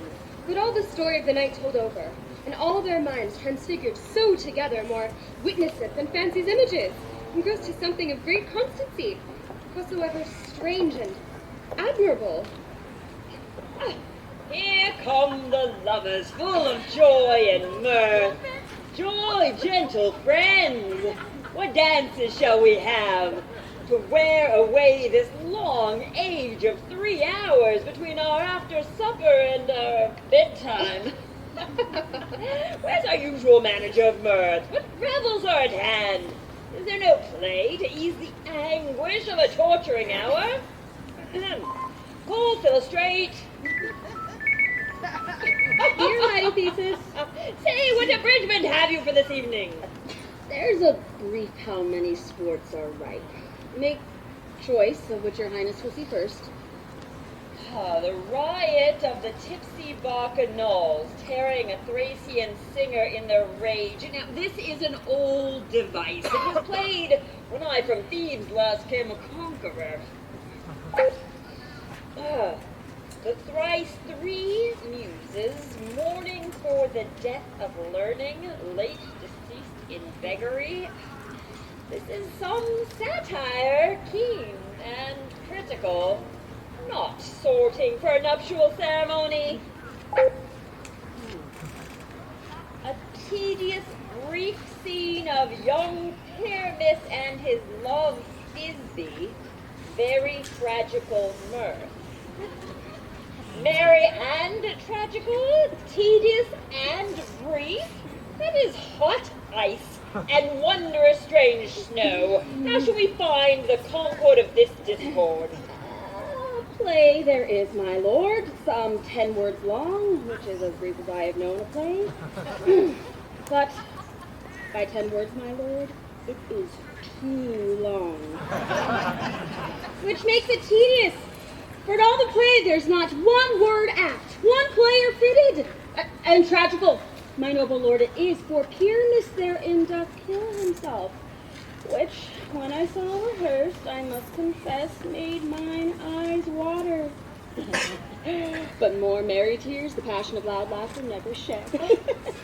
What are they that do play it? Hard-handed men who work in Athens here, which never labored in their minds till now, and now have toiled their unbreathed memories with this same play against your nuptial. Oh, and we will see. No! Ooh, my noble lord, it is not for you. I have heard it over, and it is nothing in the world. Unless you can find sport in their intents. Extremely stretched and conned with cruel pain to do you service. I will see this play. For never anything can be amiss when duty and simpleness tender it. Go, bring them in. Take your places, gentles. I love not to see wretchedness o'ercharged, and duty in his service perishing. Ah, gentle sweet, you shall see no such thing. He said they can do nothing in the kind. The kind are we, to give them thanks for nothing. Our sport shall be to take what they mistake, and what poor duty cannot do, noble respect takes it in might, not merit. Where I have come, great clerks have purposed to greet me with premeditated welcomes, where I have seen them shiver and look pale, and in conclusion dumbly have broke off, not paying me welcome. Trust me, sweet, out of this silence yet I picked a welcome. Love, therefore, and tongue-tied simplicity, in least speak most to my capacity. So please your grace, the prologue is addressed. Let him approach.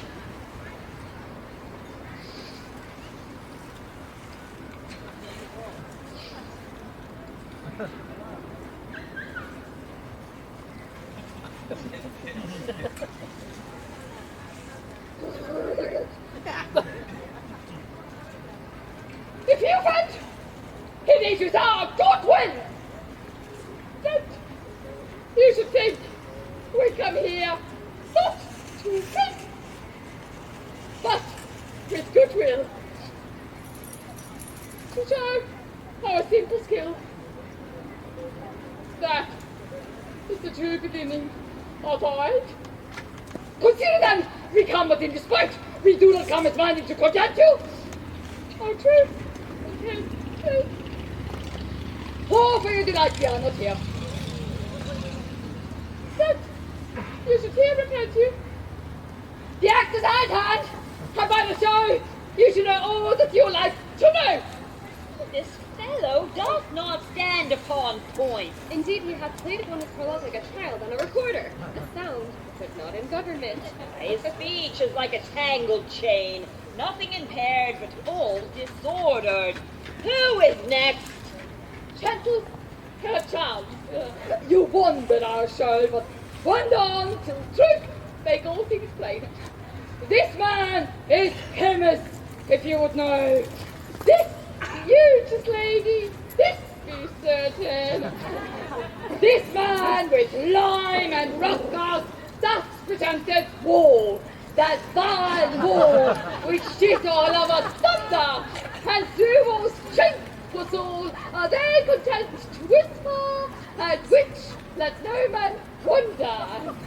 This man with lantern, dog, and bush of thorn presents this moonshine. For the moonshine did allow us think the scorn to read at lineless tune, there, to woo.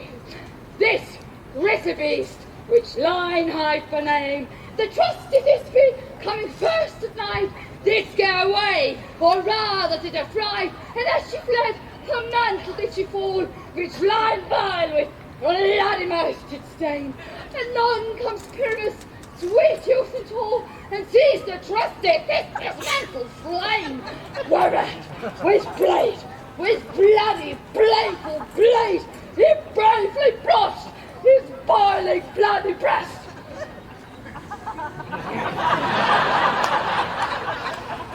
And this be tearing in mulberry shade, his dagger drew.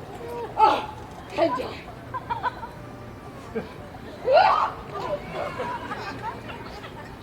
And for the rest, let blind moonshine, wall, and lovers twain, and large discourse, were here their due remain. I wonder if lion be to speak. No wonder, my lord, one lion made what many asses do.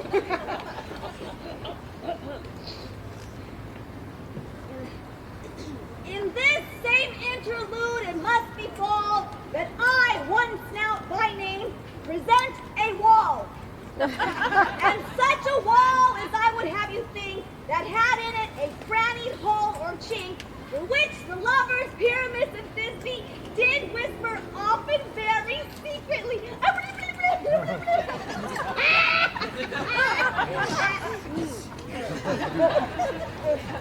This loam, this rough cast, this stone does show that I am that same wall. The truth is so. And this, the cranny, is right and sinister, through which the fearful lovers are to whisper. Oh, would you desire lime and hair to speak better? It is the wittiest partition ever I heard discourse, my lord. Oh, but Pyramus draws near the wall.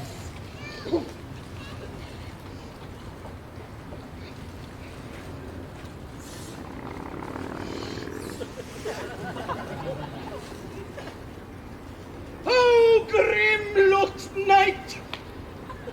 Oh, night with hue so black! Oh, night, whichever art when day is not!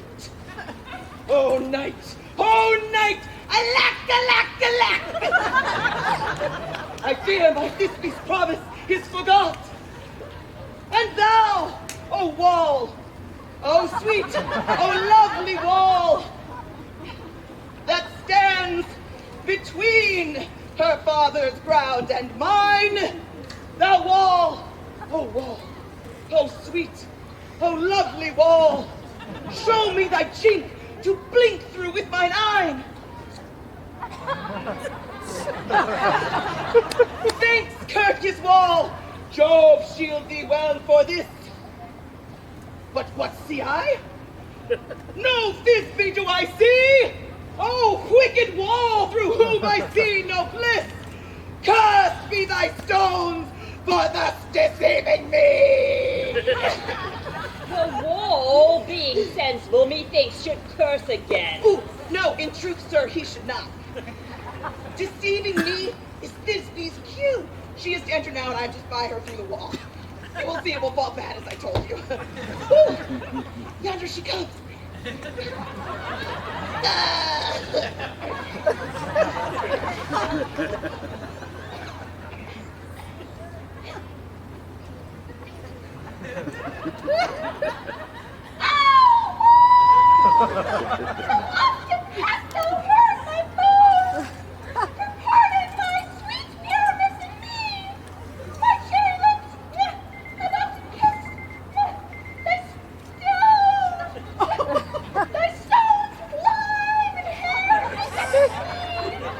I see a voice!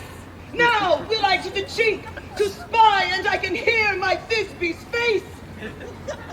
Thisbe? My love thou art! My love I say! Think what thou wilt! I am thy lover's grace, and like Leander am I trusty still. And I, like Helen, till the fates be killed! Oh, kiss me through the hole of this vile wall!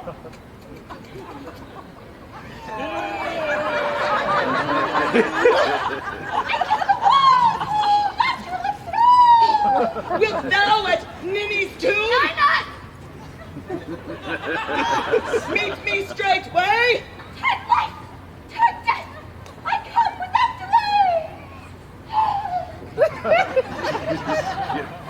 And thus will thy wall, my part discharge so, and being done, that wall away doth go. Oh, the best of this time are but shadows, and the worst are no worse of imagination amend them. It must be your imagination then, and not theirs. Oh, here come in two noble beasts, a man and a lion.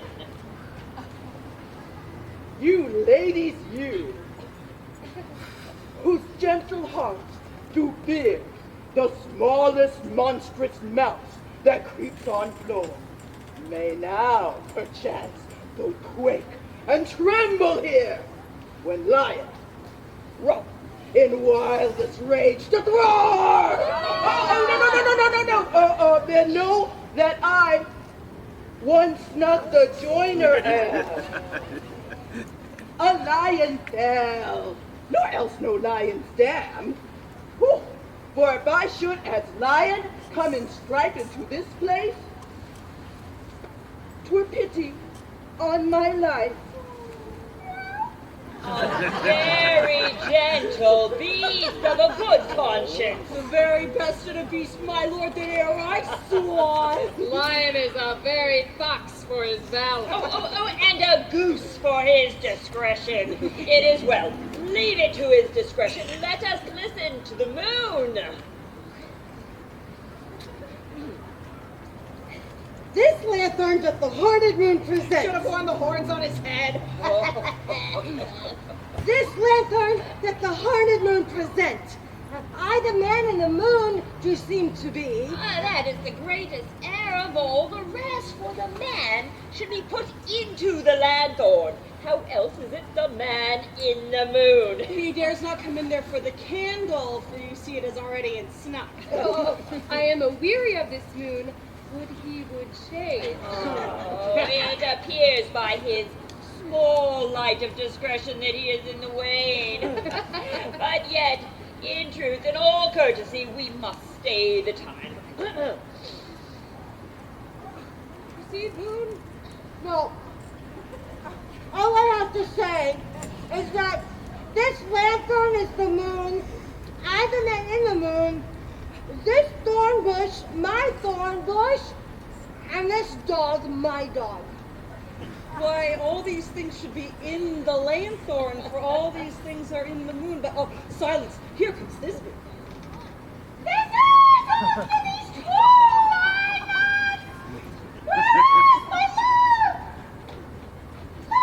Roar! Well, Lord Lion! Run, Thisbe. Well shown, moon. Truly, the moon shines with a good grace. Oh, well-mouthed lion. And so the lion vanished. And here comes Pyramus.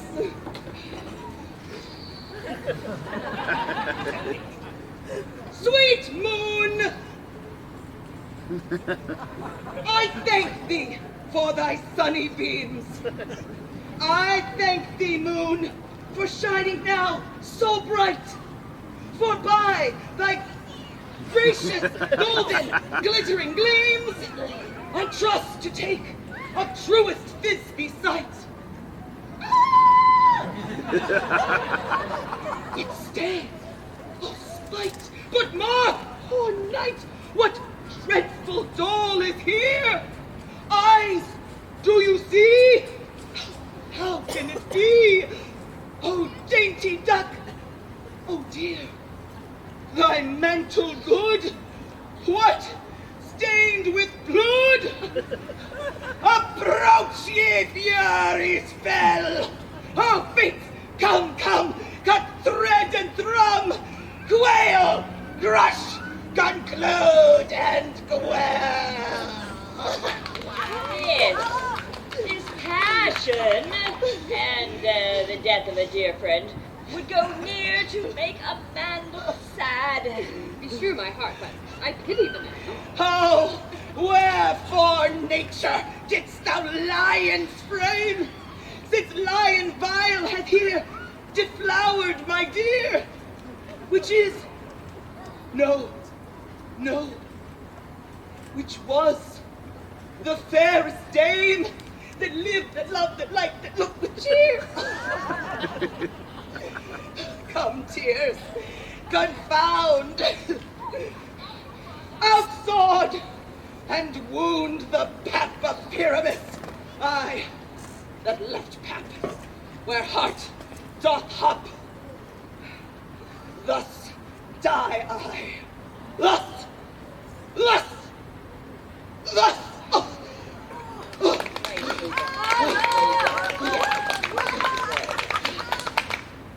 Now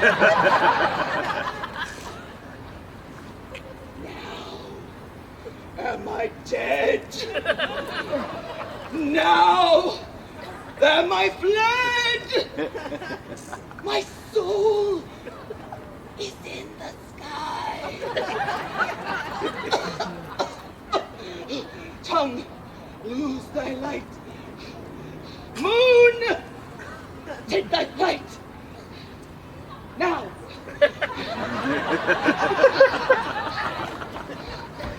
Die. Die. Die.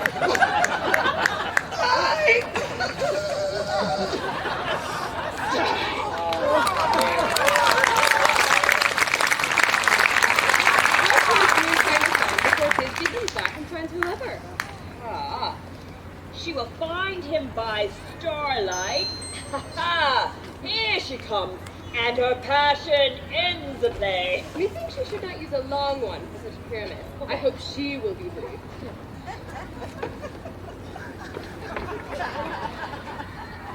She has spied him already with those sweet eyes. Asleep, my love! What? Dead, my dove! Oh, Pyramus, arise! Speak! My dove? Dead? Dead? Oh, a tear must cover thy eyes! These lily lips! This cherry nose! These cowslip cheeks! Are gone! Gone! Lovers! Make His eyes were as green as leeks! Oh, sisters three, come to me, with hands as pale as paint! Lay them in scores, since they have shore with shears his thread of silk! Tongue. Not a word! Come! Trusty sword! Blade my breast in blue!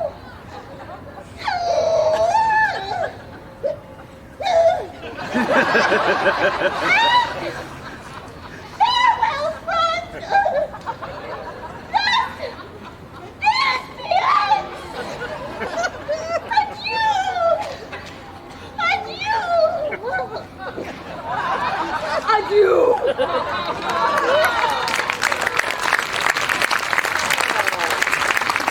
Moonshine and lion are left to bury the dead. I and Walter. No! I assure you, the wall is down that parted their fathers. Ooh, would it please you to see the epilogue or to hear a random masked dance between two of our company? No, epilogue, I pray you. For your play needs no excuse. Never excuse. For when the players are all dead, there needs none left to be blamed. Very notably discharged. Wow!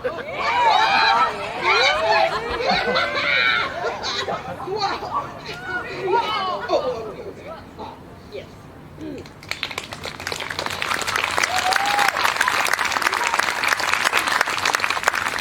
Are you sure it's no burden? I pray you leave your epilogue alone. The iron tongue of midnight hath told 12. Lovers to bed. It's almost fairy time. Oh, I fear we shall outsleep the coming morn as much as we this night have o'erwatched.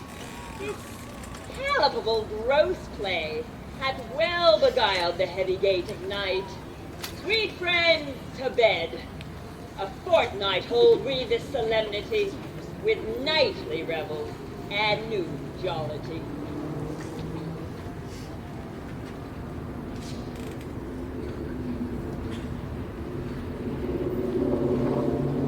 Now the hungry lion roars, the wolf behowls the moon, whilst the heavy plowman snores, all with weary task fordone. Now the wasted brands do glow, whilst the screech owl, screeching loud, puts the wretch that lies in woe in remembrance of a shroud. Now it is the time of night, when the graves all gaping wide, everyone lets forth its sprite in the churchway paths to glide. And we fairies that do run by the triple Hecate's team from the presence of the sun, following darkness like a dream. Now our frolic, not a mouse shall disturb this hallowed house. I am sent with broom before to sweep the dust behind the door. Throughout this house give glimmering light by the Deadened Drowsy Fire. Every elf and fairy sprite hop as light as bird from briar. Hand in hand with fairy grace, will we sing and bless this place. Now until the break of day, through this house each fairy stray.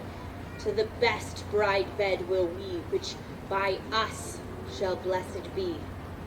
And the issue there create ever shall be fortunate. So shall all the couples three ever true in loving be. With this field you consecrate, every fairy take his gate, and each several chamber blessed throughout this palace with sweet peace. And the owner of it blessed ever shall in safety rest. Trip away, make no stay. Meet me all by break of day.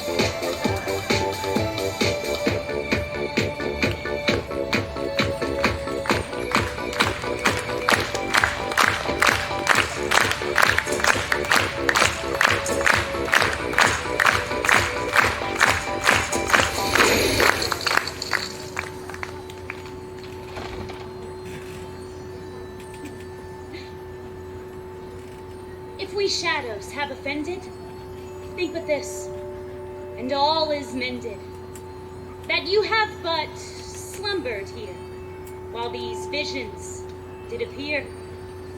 And this weak and idle theme, no more yielding but a dream. Gentles, do not reprehend. If you pardon, we will mend. And, as I am an honest puck, if we have unearned luck now to scape the serpent's tongue, we will make amends ere long. Else the puck a liar call. So good night unto you all. Give me your hands, if we be friends. And Robin shall restore